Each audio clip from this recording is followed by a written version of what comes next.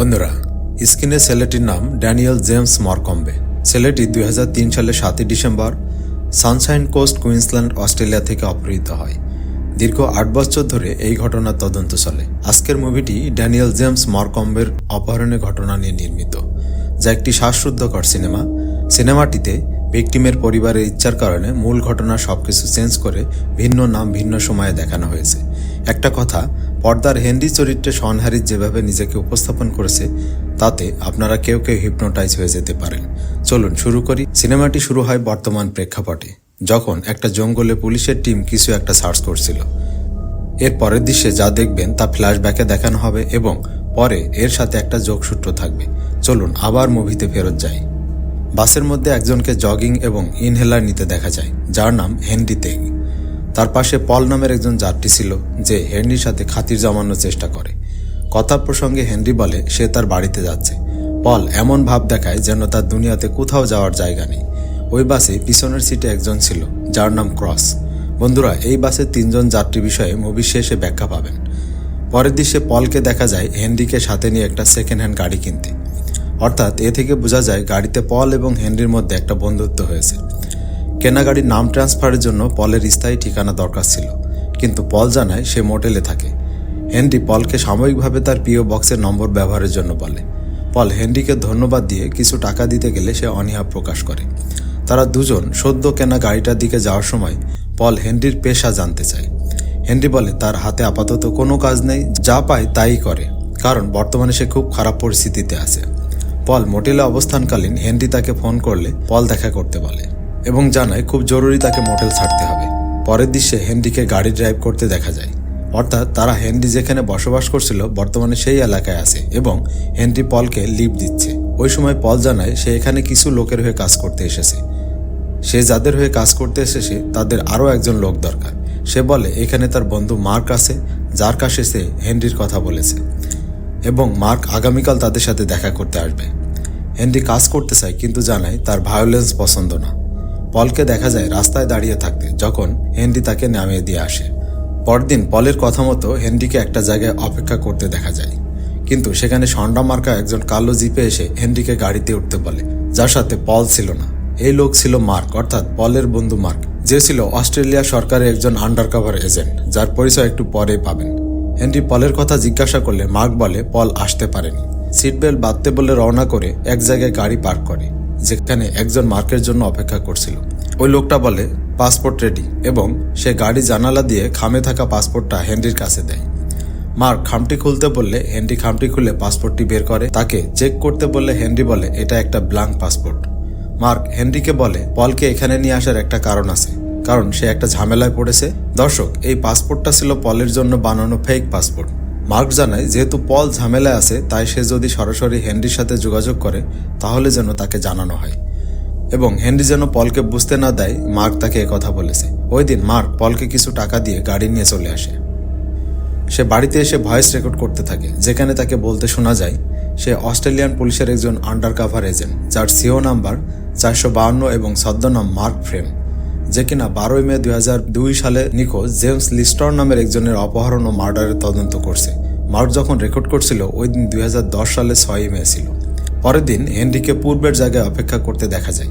সে জানায় পল তাকে ফোন করেছিল, কিন্তু সে রিসিভ করেনি, তবে ভয়েস মেলে একজনকে তুলে নিতে বলেছে। মার্ক জানায় পল কিছুদিনের জন্য শহরের বাইরে থাকবে। তারা সমুদ্রের পাশের একটি হোটেলে যায়, যেখানে গ্যারি নামের একজনের সাথে হেনরিকে পরিচয় করিয়ে দেওয়া হয়। গ্যারি হেনরিকে বলে এই ড্রেসে তাকে ক্রিমিনালের মতো দেখাচ্ছে। পলের প্রসঙ্গ টেনে বলে তার একটা ক্রিমিনাল রেকর্ড থাকায় তাকে অন্যটা পাঠিয়ে দেওয়া হবে। গ্যারি বলে তারা মাফিয়া টাইপ সিক্রেট গ্রুপ, এই গ্রুপে কেউ যোগ দিলে তাকে টেক কেয়ার করার দায়িত্ব তাদের। দর্শক, বলে রাখি হেনরিকে সবকিছু এমনভাবে দেখানো হচ্ছিল যে সে কোনো বড় আন্ডারওয়ার্ল্ডের সিক্রেট গ্রুপের হয়ে কাজ করতে যাচ্ছে। বের হবার সময় হেনরি জানায় তার কাছে টাকা নেই। মার্ক তাকে টাকা দেওয়ার সময় বলে গ্যারি এই গ্রুপের বসদের মধ্যে একজন, কিন্তু তার উপর এবং তাদের উপরে বস আছে যাদের সবাই চেইন অফ কমান্ড মেনে কাজ করে। মার্ক বলে তার নিজেরও জবাবদিহি করতে হয়। এই কথা বলে হেনরির কোনো ক্রিমিনাল রেকর্ড আছে কিনা জানতে চায়। হেনরি বলে সে একবার জেল খেটেছিল, এর বেশি কিছু নেই। মার্ক তাকে কিছু টাকা দিয়ে সততার সাথে কাজ করতে বলে। দর্শক, এত কিছু করার মূল উদ্দেশ্য হচ্ছে হেনরির মুখ থেকে জেমস লিস্টরের বিষয়ে তথ্য বের করা। মার্ককে দেখা যায় তার ছেলেকে কিছু একটা শেখাতে। পরের দিন হেনরি বেশ ফিটফাট হয়ে হোটেলে আসে। তারা গ্যারি রুমে প্রবেশ করলে তাদের দুজনকে ফোনে থাকা পলের কন্ট্যাক্ট ডিলিট করতে বলা হয় পল নিচে আসে, ডিংসের পরে তাকে এয়ারপোর্টে নেওয়া হবে। মার্ক যা বলবে হেনরি যেন তাই করে। একটা খাম দেওয়া হয় এবং সেখানে জন নামের একজনের নাম আসে। বলা হয় জন সবকিছু কন্ট্রোল করবে। দর্শক, এই জনকে দেখা যাবে আরও কিছুক্ষণ পর। পলকে দেখা যায় একা একটা রুমে অপেক্ষা করতে। সে এমন ভাব করে যে সবকিছু ছেড়ে যেতে তার খুব খারাপ লাগছে। মার্ক পলকে $10,000 দিয়ে বলে এখানে পাসপোর্ট এবং 1 বছরের ভিসা আছে। মার্ক বলে কি হয়েছে সে জানতে চায় না। পল যা বলার জনকেই যেন বলে। পলকে জানানো হয় সে এই 1 বছর বিদেশ থাকাকালীন এখানকার সবকিছু জন ম্যানেজ করে ফেলবে। আসলে এগুলি হেনরিকে দেখানোর উদ্দেশ্যে করা হচ্ছিল, তার আস্থা অর্জনের জন্য। হেনরিকে বলতে শোনা যায় তাদের সবারই একটা অতীত আছে। মার্ক সেখান থেকে ড্রিঙ্কস আনার নাম করে কৌশলে উঠে যায়। পল হেনরিকে বলে সে যেন মার্কের উপর আস্থা রাখে।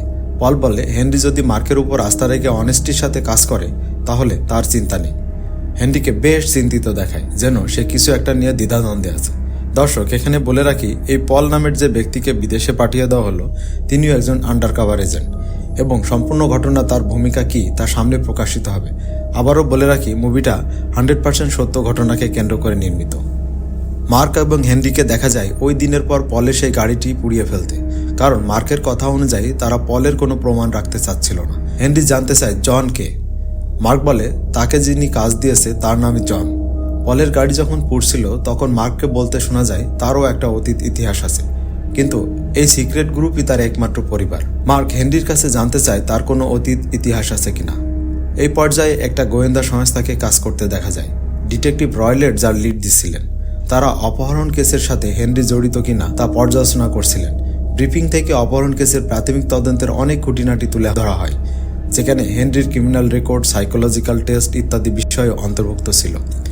ওই ব্রিফিং থেকে জানা যায় হেনরির বিরুদ্ধে পর্যাপ্ত এভিডেন্স না থাকায় পূর্বে তার বিরুদ্ধে কোনো অভিযোগ দাঁড় করানো যায়নি।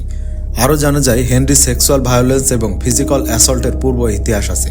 এমনকি অপহরণের দিন ঘটনাস্থলে তার উপস্থিতি পর্যন্ত শনাক্ত করা গিয়েছিল এবং ওই ঘটনার পর এলাকা ছেড়ে সে বর্তমান জায়গায় বসবাস করছে। মার্ককে ডিটেকটিভ অফিসে দেখা যায় যখন পল কুইন্সল্যান্ডে যাচ্ছিল। মূলত পল এই কেসের জন্য সাময়িকভাবে এখানে এসেছিল এবং তার বিদেশ পাঠানোর ঘটনা পুরোটাই সাজানোর নাটক ছিল। মার্ক জানায় প্রয়োজনের তাগিদে তার গাড়িটি পুড়িয়ে দেওয়া হয়েছে। এদিকে হেনরির কথা রেকর্ডের জন্য মার্কের গাড়িতে একটা রেকর্ডার বসানো হয় এবং তাকে বলা হয় ঘনবসতি এবং রিমোট এলাকা পরিহার করতে, কারণ মার্ক এর নিজের নিরাপত্তার বিষয়টিও জড়িত ছিল। তাকে বলা হয় সে যেন হেনরিকে আইসোলেটেড করে রাখে এবং অপরিচিত কোনো জায়গায় না যায়। আরও বলা হয় পুরো অপারেশন নির্ভর করছে মার্ক হেনরির সাথে কতটা ক্লোজ হতে পারে তার উপর, কিন্তু ক্লোজ হতে গিয়ে সে যেন নিজেকে বিপদের মধ্যে না ফেলে সে বিষয়েও যেন সতর্ক থাকে।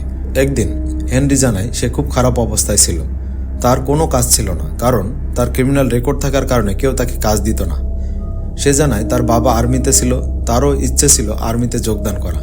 সে সব টেস্টে উত্তীর্ণ হলেও সাইকোলজিক্যাল টেস্ট পার হতে পারেনি। মার্কের ছেলেকে দেখা যায় দুষ্টুমি করতে। দর্শক, সিনেমাটিতে মার্ক এবং তার ছেলের কিছু দৃশ্য আছে যা মাঝে মাঝে দেখানো হয়েছে, যার সাথে কাহিনীর একটা সূক্ষ্ম কানেকশন আছে যা নিজেরাই বুঝতে পারবেন। ফ্ল্যাশব্যাকে 2002 সালে ডিটেকটিভ রয়লেট এবং তার টিমমেটকে অপহরণ কেস এবং হেনরির বিষয়ে তদন্ত করতে দেখা যায়। তারা ওই তদন্তের ঘটনার দিন বিকেলে ঘটনাস্থলে হেনরির উপস্থিতি শনাক্ত করে, কিন্তু হেনরির দাবি অনুযায়ী সে তার আত্মীয়র বাসায় একটা ইঞ্জিন পার্টস আনতে গিয়েছিল। দর্শক, ওইটা 2002 সালের ঘটনা হলেও এ নিয়ে বর্তমানে তদন্ত চলছিল। আসলে বর্তমান তদন্ত টিম হেনরির ব্যবহৃত গাড়িসহ ফরেন্সিক রিপোর্ট ইত্যাদি বিশ্লেষণ করে দেখতে পায় এত কিছু থাকার পরেও হেনরিকে আটকানো যায়নি।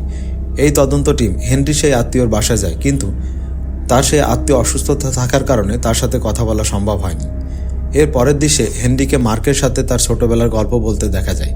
সে বলে পলকে প্রথম দেখে রিপোর্টার ভেবেছিল এবং তাকে সে বিশ্বাস করেনি। মার্ক বলে পল অশিক্ষিত, তার রিপোর্টার হবার কোনো চান্স নেই। মার্ক এবং হেনরিকে একজনের সাথে দেখা করে খামে কিছু একটা দিতে দেখা যায়। বাইরে এসে মার্ক বলে ওই ব্যক্তি একজন ডিটেকটিভ যার কাছ থেকে তারা অস্ত্র কিনছে। মার্ক হেনরিকে বলে সে যেন আবার দেখা হলে তার সাথে কথা না বলে। আরও বলে এক্ষুনি শহরের বাইরে গিয়ে একজনের সাথে দেখা করে অস্ত্রগুলি বুঝে নিতে হবে। আসলে ডিটেকটিভ নামের ওই ব্যক্তিও তাদের প্ল্যানের একটা অংশ ছিল। তারা শহরের বাইরে গিয়ে অস্ত্রগুলি বুঝে নেয়। অস্ত্র পেয়ে হেনরিকে খুব এক্সাইটেড দেখায়। সে বলে আই লাইক ফায়ার আর্মস। এই বলে সে একটা সিগারেট কেস দেখায় যেখানে ডিটেকটিভ রয়লেটের নাম এবং ফোন নম্বর লেখা ছিল। মার্ক জানতে চায় হু ইজ রয়লেট। হেনরি বলে সে একসময় তার সাথে কাজ করত। আসলে রয়লেট অপহরণ কেসটি তদন্ত করছিল। ফ্ল্যাশব্যাকে একজনকে ইন্টারোগেট করার ভিডিও এক্সামিন করতে দেখা যায়, যে ছিল হেনরির প্রাক্তন গার্লফ্রেন্ড। ওই ভিডিওতে হেনরির গার্লফ্রেন্ড দাবি করে এই অপহরণ হেনরিই করেছে। পুলিশের জিজ্ঞাসায় সে জানায় একদিন হেনরি তাকে একটা বনে নিয়ে গিয়ে বলে অপরিচিত মানুষের অভিনয় করতে। সে প্রথমে বিষয়টি ঠাট্টা ভেবে হেনরির কথা মতো তাই করে, কিন্তু হেনরি হঠাৎ তাকে বনের মধ্যে নামিয়ে গাড়ি নিয়ে চলে আসে। সে খুবই অবাক হয়। কিছুক্ষণ পর হেনরি গিয়ে তাকে গাড়িতে উঠিয়ে নিয়ে আসে। গাড়ির মধ্যে এনে তার সাথে জানোয়ারের মতো কিছু একটা করে, যা সে আজও ভুলতে পারেনি। পরের দৃশ্যে হেনরিকে বলতে শোনা যায় সে ট্রাক ড্রাইভার ছিল এবং একটি ইয়ার্ডে কাজ করত, যেখানে গাড়ি ভাঙা হতো। সে বলে ইয়ার্ডটা কোনো ডেড বডি ডাম্পিংয়ের জন্য একটা পারফেক্ট জায়গা ছিল। হেনরি আরও বলে সে একটি চার্চেও কাজ করেছে, যেখানে পাস্তরের সাথে তার ঝামেলা হয়। দর্শক, মার্ক এগুলি খুব মনোযোগ দিয়ে শুনতে থাকে, কারণ তার উদ্দেশ্য ছিল যে কোনোভাবে ডেড বডি এবং ছেলেটার সন্ধান করা, কারণ দীর্ঘ 8 বছরে জেমস লিস্টারের কোনো খোঁজ পাওয়া যায়নি। তাকে জানানো হয় যে লোকাল পুলিশ তাদেরকে সন্দেহ করছে এবং যে ওয়্যার হাউস তারা ব্যবহার করতে চেয়েছিল সে বিষয়েও সন্দেহ করছে। এরপর তড়িঘড়ি করে মার্ক হেনরিকে নিয়ে মোটেল থেকে বের হয়ে যায়। দর্শক, বলে রাখি অপহরণ কেসটির বিষয়ে লোকাল পুলিশকে কিছুই বলা হয় না, কারণ ইন্টার স্টেট ডিটেকটিভ ব্রাঞ্চ এটা নিয়ে গোপনে কাজ করছিল। হেনরি মার্ককে তার বাসায় নিয়ে আসে। ইনহেলার নিতে নিতে মার্কের জিজ্ঞাসায় হেনরি জানায় সে বিভিন্ন আর্মি বেজে বড় হয়েছে। সে দাবি করে সে পরিবারে কুলাঙ্গার, কিন্তু কেন তা জানে না। সে মার্কের বয়স, মিউজিক পছন্দ করে কিনা জানতে চায়। মার্ক জানায় তার মিউজিক পছন্দ না। মার্ক কথা ঘুরিয়ে বলে একটা কাজ আছে, শহরে বাইরে যেতে হতে পারে। হেনরি আগ্রহী কিনা। হেনরি বলে সে ইন্টারেস্টেড। মার্ক উঠে যেতে গেলে হেনরি তাকে একটা মিউজিক শোনায় এবং নাচতে থাকে। হেনরি বলে মার্কের মতো একটা ফ্রেন্ড পেয়ে সে খুবই খুশি। মার্কের ছেলেকে দেখা যায় তার সাথে দুষ্টুমি করতে।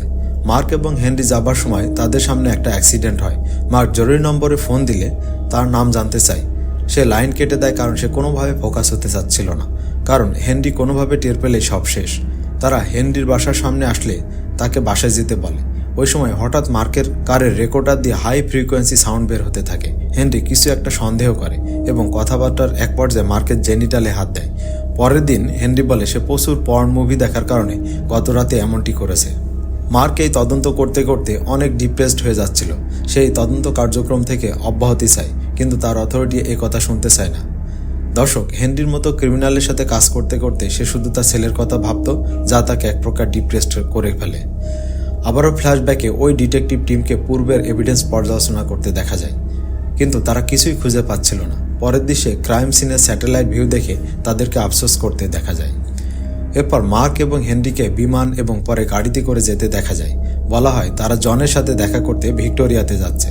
বিমান থেকে নেমে গাড়িতে যাবার সময় বলা হয় একটা কাজে হেনরিকে ওয়েস্টার্ন অস্ট্রেলিয়াতে পাঠানো হবে। তাকে গাড়িতে রেখে মার্ক ভিতরে যায়, যেখানে শুধু গোয়েন্দা সংস্থার লোকজনই উপস্থিত ছিল। মার্ককে বলা হয় জন এই আন্ডারকভার অপারেশনের বাকিটুকু পরিচালনা করবে। তারা ভিতরে পৌঁছালে জনকে দেখা যায়। জন মার্কের সাথে ঠাট্টা করলে মার্কের মেজাজ খারাপ হয়ে যায়। ডিনার করার সময় মার্ক দূরে একজনকে দেখিয়ে বলে ওইটা জন। সেখান থেকে একজন তাদের পাশে এসে হেনরির নাম এবং ডেট অফ বার্থ লিখে দিতে বলে। লোকটা জানায় এটা জনের নির্দেশ। হেনরি লিখে দেয়। লোকটা আবার ফিরে এসে হেনরির দ্বিতীয় কোনো নাম থাকলে তা লিখে দিতে বলে। হেনরি তার দ্বিতীয় নামটিও লিখে দেয়। দর্শক, এই পর্যায়ে জনকে হেনরির কাছে এমনভাবে প্রেজেন্ট করা হয়েছে যে সে বড় মাপের কোনো বস, যার কথা না শুনে কোনো উপায় নেই। দূর থেকে হেনরিকে ডাকা হয় জনের সাথে সাক্ষাৎ করার জন্য। হেনরি জনকে বলে কয়েক বছর আগে সে নাম চেঞ্জ করেছে। জন বলে নাম চেঞ্জ কোনো সমস্যা না। মার্ক বাইরে এসে বলে জন তাদের দুজনকে আলাদা থাকতে বলেছে এবং সেজন্য এই হোটেল ছেড়ে কোথাও না যায়। হেনরি মার্ককে বলে নামের বিষয়টি বাদে আর কিছু সে গোপন করেনি। ফ্ল্যাশব্যাকে তদন্তকারী টিম হেনরির নতুন নাম চেক দিয়ে দেখে হেনরি তেগ নামের কোনো ব্যক্তি নেই। তার নাম আসলে পিটার মর্লে এবং আগের তদন্তে বিষয়টি ধরা পড়েনি। ওই দিনের পর হেনরি গায়েব হয়ে যায়। তাকে ফোনে কিংবা বাসায়ও পাওয়া যায় না। মার্কে উপর থেকে বলা হয় যে কোনো মূল্যে হেনরিকে খুঁজে বের করতে হবে, কারণ বিষয়টি ছিল তীরে এসে তরি ডুবানোর মতো। তদন্তকারী টিম জানতে পারে ঘটনার দিন হেনরি যে আত্মীয়র বাসায় গিয়েছিল বলে দাবি করেছিল, সেই আত্মীয় নিয়মিত একটি মেশিন চালাতে এক জায়গায় যেত। তারা ঘটনার দিন মেশিন চালাতে গিয়েছিল কিনা তা জানার জন্য একটা পিএ সিস্টেমে থাকা ডিজিটাল রেকর্ড চেক করে। মার্ককে দেখা যায় হেনরিকে খোঁজ করতে। মার্ক যখন বাসায় আসে তখন তার ছেলে খেলছিল। মার্ক বাসায় থাকাকালীন হেনরি একটা ভয়েস মেল পায়। হেনরির ভয়েস মেল থেকে জানা যায় সে মিসেসের সাথে দেখা করতে গেছে, অর্থাৎ সে তার স্ত্রীর সাথে দেখা করতে গিয়েছে, কিন্তু আসলে সে একটা ব্রোথালে গিয়েছিল। সে পরের মেইলে মার্ককে জানায় তাকে জরুরি ভিত্তিতে টাউনের বাইরে যেতে হয়েছিল। মার্কের টিম বুঝতে পারে হেনরি স্বাভাবিক নেই, যার কারণে এমনটি করছে। তারা ধারণা করে যে কোনো সময় হেনরি পালাতে পারে। তারা ফাইনাল প্রস্তুতি নেবার জন্য সবাইকে প্রস্তুত করে। পরের দৃশ্যে মার্ক এবং হেনরিকে দেখা যায় গ্যারির সাথে কথা বলতে। তাকে জানানো হয় তারা একটা ইন্টার স্টেট বড় শিপমেন্ট করতে যাচ্ছে। হেনরিকে কি করতে হবে জন তা বুঝিয়ে দিবে। শিপমেন্ট যদি সফল হয় তাহলে হেনরি টোটাল শিপমেন্টের 10% লভ্যাংশ পাবে। তাকে আরও প্রলোভন তাকে দেখানো হয় কিভাবে বিমানে করে সবকিছু করা হবে। আসলে এই কথা বলে জনের কাছে তাকে পাঠানোর ব্যবস্থা করা হচ্ছিল। ফ্ল্যাশব্যাকে দেখা যায় ঘটনার সময় হেনরি তার আত্মীয়র বাসায় যাবার কথা বললেও তার আত্মীয় ওই সময় বাড়িতে ছিলেন না। তারা ডিটেকটিভ সার্জেন্ট ক্রসের সাথে মিটিং করে, যিনি স্পেশাল অপারেশন ক্রুদের কন্ট্রোল করতেন। সেখানে পলকে দেখা যায় এবং হেনরির বিষয়ে গুরুত্বপূর্ণ আলোচনা সিদ্ধান্ত গ্রহণ করে। তদন্ত টিম দাবি করে অপহরণটা হেনরির কাজ, এ বিষয়ে তারা শিওর। তারা হেনরিকে ফোন করে একটা ইনকোয়েস্টের জন্য তলব করে। ডিটেকটিভ রয়লেটের পাওয়া এভিডেন্সের ভিত্তিতে মার্কেট টিমকে প্রস্তুত করা হয়। সেখানে সার্জেন্ট ক্রস এবং গোয়েন্দা সংস্থাকে হেনরিকে ধরার জন্য একটা ছক কষতে বসতে দেখা যায়। দর্শক, এই পর্যায়ে সিনেমাটি পর্যালোচনা করলে দাঁড়ায় ভিকটিমকে অপহরণের পর তাকে উদ্ধার এবং অপহরণকারীকে ধরার জন্য দীর্ঘদিন ধরে তদন্ত কার্যক্রম চলমান থাকে। শুধু একজনকেই সাসপেক্ট হিসেবে নিয়ে তদন্ত চলে এবং তাকে জিজ্ঞাসাবাদও করা হয়, যার নাম ছিল হেনরি তেগ, যে নাম পরিবর্তনের মাধ্যমে হেনরি নামে পরিচিত হয়েছে। তার আসল নাম পিটার মরলি। মূল তদন্তের সময় প্লি অফ অ্যালিবাই থাকার কারণে তার বিরুদ্ধে অ্যাকশন নেওয়া যায়নি। তাছাড়া ভিকটিম আজও উদ্ধার হয়নি, যার কারণে সে আইনের ফাঁক দিয়ে বের হয়ে যায়। কিন্তু গোপনে ওই তদন্ত চলমান রেখে তার বিরুদ্ধে আনিত তথ্য প্রমাণ এক জায়গায় করে একটি টিম গঠন করা হয় এবং যে টিমের সদস্য হিসেবে পল এবং ক্রসকে সিনেমার প্রথম দৃশ্যে হেনরির সাথে কথা বলতে দেখা যায়। পলের সাথে বন্ধুত্ব করে তাকে মার্কের কাছে পাঠিয়ে দেওয়া হয়। তাদের ছকে মার্ককে এমন একটা চরিত্র দেওয়া হয় যে সে একটি সিক্রেট গ্রুপের হয়ে কাজ করে, যারা মানুষের ক্রিমিনাল হিস্ট্রি মুছে দিয়ে তাদেরকে রিসেটেল করতে সক্ষম। চলুন বাকি ঘটনা দেখি। পরের দৃশ্যে মার্ক হেনরিকে নিয়ে শহরের বাইরে একজনের সাথে দেখা করতে যায়। সেটা ছিল ওই ডিটেকটিভ যার কাছ থেকে তারা অস্ত্র কিনেছিল। সে জানায় পুলিশ একটা খাদে পড়া গাড়ি নিয়ে তদন্ত করছে। হেনরিকে জানানো হয় কুইন্সল্যান্ড কোর্ট থেকে তার নামে একটা সমন ইস্যু করা হয়েছে। হেনরিকে বিশ্বাস করানোর জন্য কোর্টের কাগজও দেখানো হয়। ফিরে আসার সময় হেনরি বলে তার আগের এলাকায় একজন মিসিং হয়েছিল, যার কারণে পুলিশ তাকে হয়রানি করেছিল। মার্ক জানতে চায় বারবার বলা সত্ত্বেও কেন একথা বলেনি। হেনরি বলে সে ভেবেছিল ওটা শেষ হয়ে গেছে, জানতো না যে আবার তাকে নক করা হবে। মার্কের কাছে ফোন আসে, জানায় জনের সাথে দেখা করতে হবে। হোটেলে জনকে খুব অস্থির দেখাচ্ছিল। জন সেখানে বসে হেনরি এবং মার্কের সাথে কথা বলতে গেলে কোর্টের সমনের বিষয়টি উঠে আসে। এই শুনেই জন অবাক হওয়ার ভান করে হাত থেকে গ্লাস ফেলে দিয়ে উঠে যায়। ভাবটা এমন যে পুলিশি ঝামেলার কারণে তাদের গ্রুপের বিরাট সমস্যা হতে যাচ্ছে। হেনরি হকচকিয়ে যায়। জন ফেরত না আসলে মার্ক তার রুমে যায়। জন কৌশলে মার্ককে সেখান থেকে সরে যেতে বলে। মার্ক বের হয়ে ফোন করার কথা বলে সার্ভিলেন্স রুমে চলে যায়।